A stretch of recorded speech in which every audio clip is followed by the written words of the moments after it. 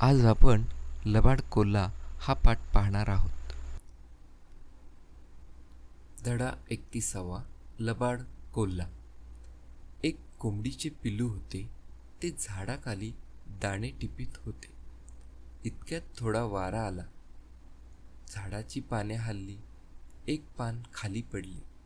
ते पडले नेमके पिलाच्या पाठीवर. पिलाने वर पाहिले. त्याला वाटले आभाळ पडले. ते घाबरून पळत सुटले. पळता पळता त्याला भेटला एक ससा. त्याने विचारले, "अरे, असा पळतोस का?" पिल्लू म्हणाले, "पळा पळा, जीव वाचवा. आभाळ खाली पडत आहे." त्याचा एक तुकडा माझ्या पाठीवर पडला. ससा घाबरला. तोही त्याच्याबरोबर पळू लागला. ते दोघे पळत होते. समोरून एक बदक येत होते. त्याने विचारले, "सशा सशा, काय झाले तुला? पळतोस का असा?" ससा काही थांबला नाही. तो म्हणाला, "बदक बुवा, पळा पळा, थपकत थपकत चालू नका, वरून आभाळ पडत आहे." बदक बिचारे घाबरले. त्यांच्याबरोबर पळू लागले. वाटेत एक लांडोर नाचत होती. बदक म्हणाले, "ए नाचणबाई, पुरे कर नाचणे, आभाळ खाली पडत आहे." लांडोर पण घाबरली. तीही लागली पळायला. ते चौघेजण पळत होते.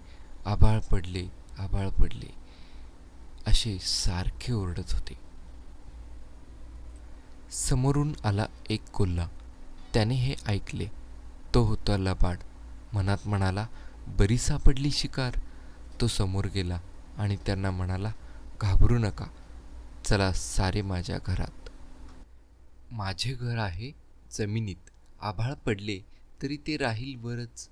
लांडोर, बदक, ससा व पिल्लू हे सर्व कोल्ह्याच्या बिळात आले. कोल्हा म्हणाला, "आता राहा इथंच. वर जाल तर आभाळ पडेल." चौघापैकी कोणीच कधी वर आले नाही. हा पाठ आवडला असल्यास सबस्क्राईब करायला विसरू नका आणि लाईक आणि शेअरही करा. धन्यवाद.